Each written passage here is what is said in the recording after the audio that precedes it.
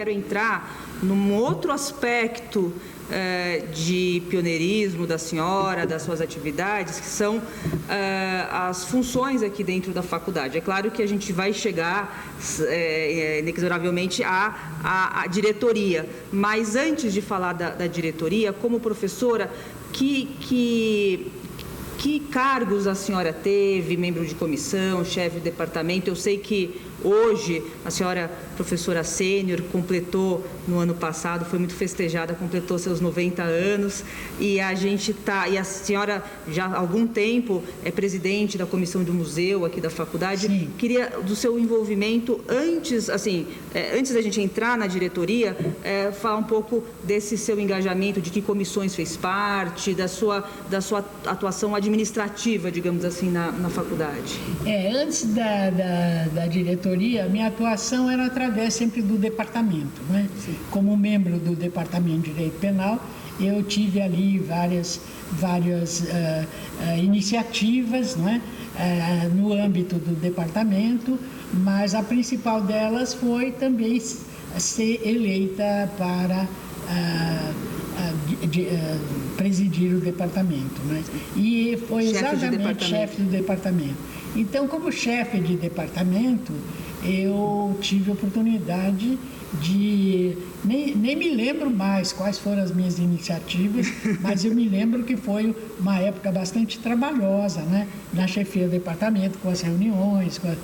Nós estávamos naquela época separando os livros nas bibliotecas departamentais também, organizando os departamentos. Eu me lembro, professora, quando eu te conheci, né? Isso foi lá em 1996, salvo engano, que eu era aluna, que eu te conheci, e eu acho que naquela época, não sei se exatamente em 96, mas por aquela época, um pouco depois, a senhora era chefe de departamento, e eu me lembro de uma atuação muito, lembrei agora, de uma atuação muito objetiva, assim, concreta, fomentando o Instituto Manuel Pedro Pimentel, que é um instituto ligado ao departamento. Eu lembro dos boletins da senhora sempre... A senhora foi presidente também do instituto. Fui presidente do instituto, que era um instituto anexo, vamos dizer, Instituto Manuel Pedro Pimentel, fui presidente, e era um instituto que organizava eventos na área penal, né?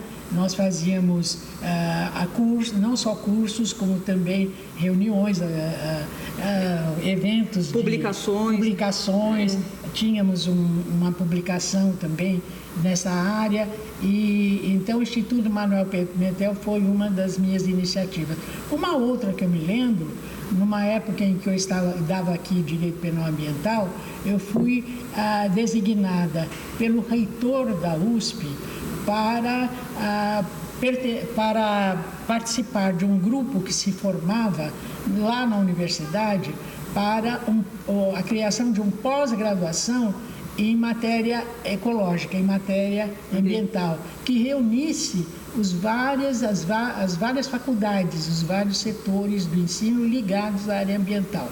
E na preparação desse pós-graduação que se pretendia lá, eu tive uma oportunidade muito interessante, que foi conhecer o grupo de um célebre navegador francês, Jacques Cousteau, que veio ao Brasil para tentar aqui implantar uma área na especialidade dele, de ecologia, na USP.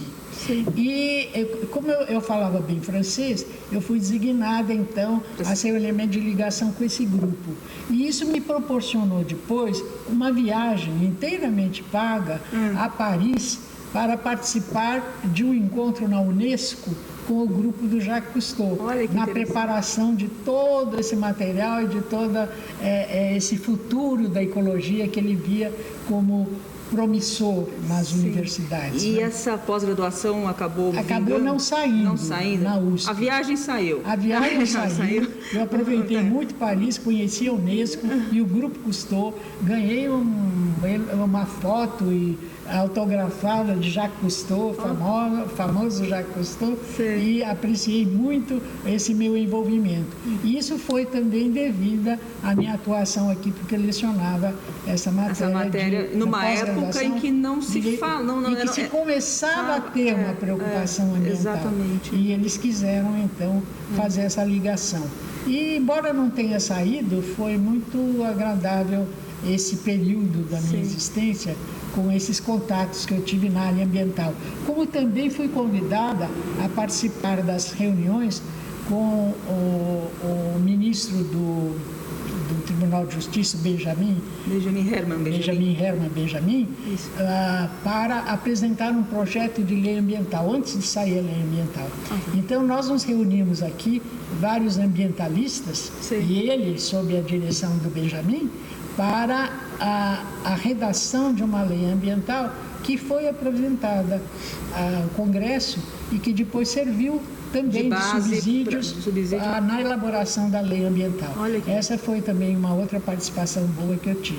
Interessante. E uma outra participação também... A gente vai lembrando aos poucos. Vai lembrando um pouco. Uma outra participação também que me agradou muito foi quando comecei a dar também o direito penal da informática e a Microsoft se interessou para fazer um seminário aqui, patrocinou um seminário, né, aqui nessa área do direito da informática, e isso resultou depois num livro que foi publicado pelo professor Newton De Luca, em que eu tive também direito da informática, e que foi também um produto desse nosso seminário e dessa nossa atuação aqui no pós-graduação de Direito Informático. Eu estava tentando lembrar aqui das matérias que eu cursei com a senhora na pós-graduação, e eu me lembrei de uma matéria que a senhora não comentou, mas assim, também a gente não precisa aprofundar, mas eu lembrei que era bioética. A senhora deu também era um outro tema... Era outro tema que era a discussão. Começaram as fecundações in vitro, foi nessa época. Exato. Quando começaram as fecundações in vitro, surgiram as questões éticas do manejo dos embriões. E aí houve várias pesquisas, inclusive estudos, e depois acho que até leis que depois foram influenciadas por esses estudos sobre esse rejeito dos embriões excedentes e também da questão ética da formação de uma pessoa humana in vitro, né? Fora do organismo humano. Eu me lembro dessas discussões. E nós discutimos muito isso, também fizemos um curso de pós-graduação sobre isso e temos alguns escritos também publicados sobre essa matéria. Professor, agora, em 1998, eu lembro, eu era aluna, eu estava no meu 5º ano aqui na faculdade, eu já te conhecia, a senhora já tinha me orientado numa iniciação científica. Havia uma expectativa muito grande de quem seria, da gente ter pela primeira vez uma mulher diretora da faculdade. Na época, o professor Vilaça era o diretor e a vice-diretora era a professora Odete Meldauer.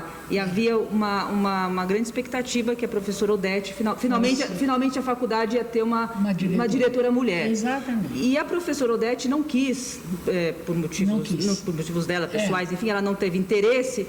E logo em seguida veio a notícia, aquele burburinho, aquela fofoca, aquela conversa do corredor, que a professora Ivete ia ser candidata a diretora da faculdade. E eu queria saber da senhora, o que te levou a ser candidata a diretora, até porque salvo engano, a senhora sempre teve, desde os tempos de aluna, já ficou claro aqui, sempre teve muita participação na faculdade, nos cursos, enfim, mas, salvo engano, a senhora não tinha não era uma característica, esse interesse político não era uma coisa que era evidente, assim. Esse é um episódio muito interessante que eu vou relatar aqui. O seguinte, eu era chefe de departamento, nessa época chefe de departamento de Direito Penal. Nem me passava pela cabeça ser diretora, nunca me passou pela cabeça dirigir essa faculdade, nunca. Eu estava muito satisfeita com o que eu fazia, com as minhas aulas, o chefia do departamento e tudo mais, né?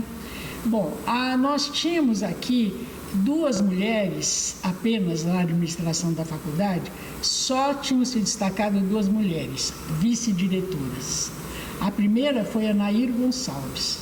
Nair Gonçalves era uma professora de Direito do Trabalho que muito antes da Odete havia sido vice-diretora, eu nem me lembro mais qual era o diretor, mas ela era vice-diretora, vamos dizer, há 20 anos antes da... Final dos anos 70, começo dos anos 80.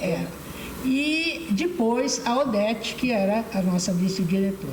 Então, nós considerávamos como normal a ideia de que ela assumiria a diretoria, seria a candidata natural, vamos dizer assim. Mas acontece o seguinte, a faculdade não elege por candidatos. Não existe candidatura a diretor. Não sei se você sabe. Sabe? Sim. Todos os professores da faculdade podem ser eleitos.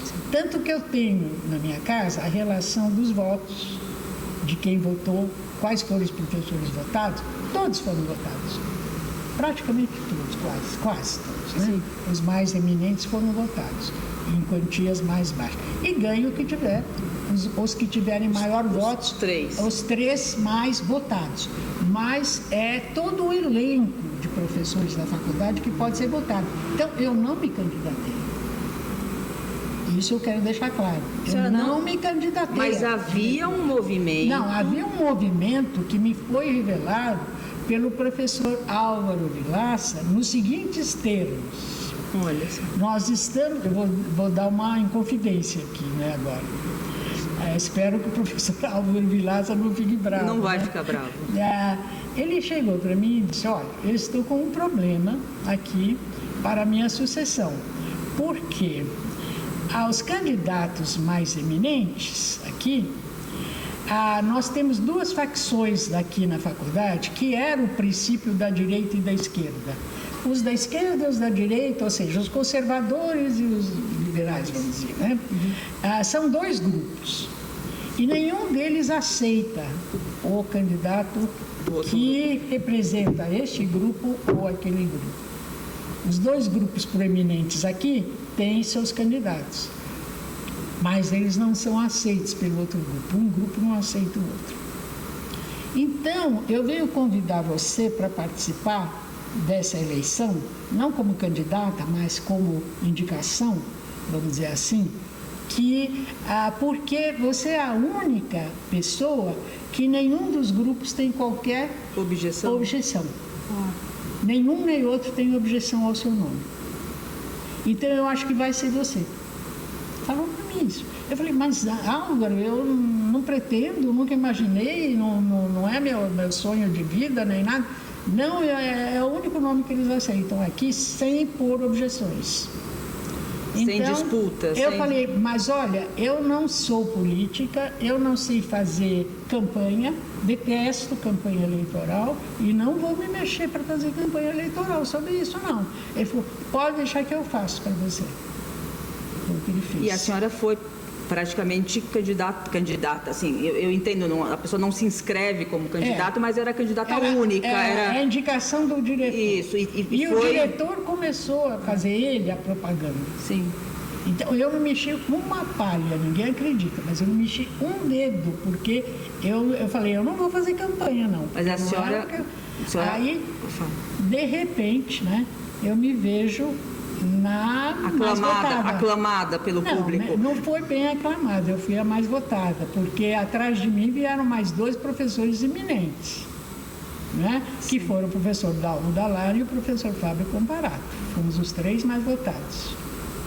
E aí a senhora foi... E aí a lista tríplice vai para o reitor, e veja bem, o reitor não tem a obrigação de escolher o primeiro.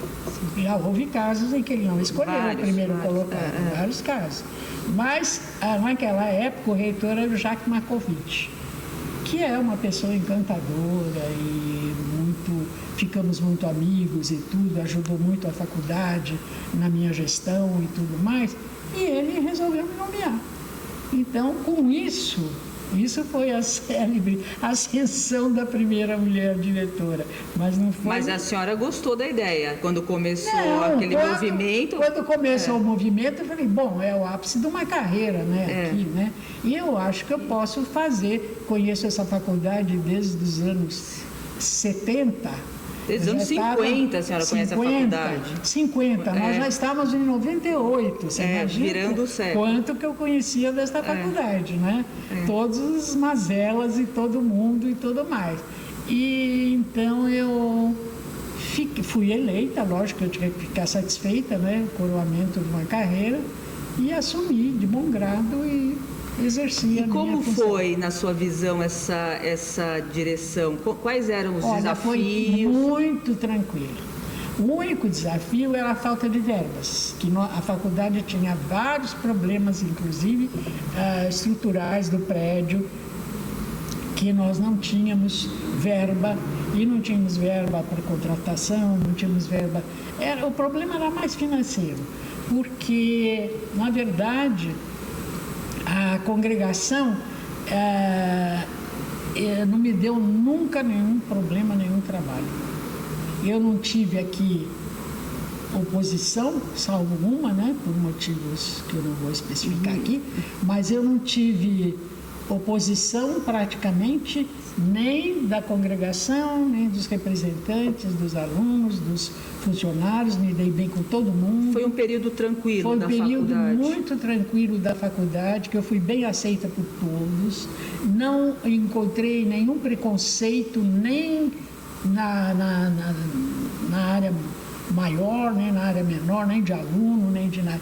E no momento que eu assumi, em 98, que foi em julho de 98, não, em agosto. Foi em agosto de 98, havia uma circunstância muito interessante. Éramos 3 mulheres comandando a faculdade. 3.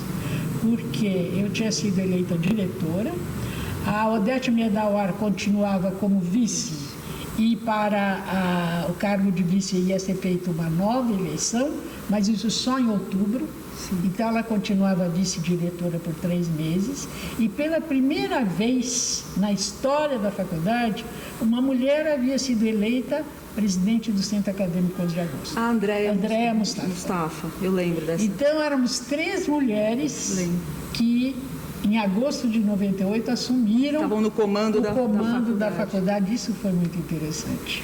E como foi essa... Porque imagino que seja uma honra, uma responsabilidade, mas é um ônus, é uma coisa importante ter sido a primeira mulher diretora da faculdade. A gente está...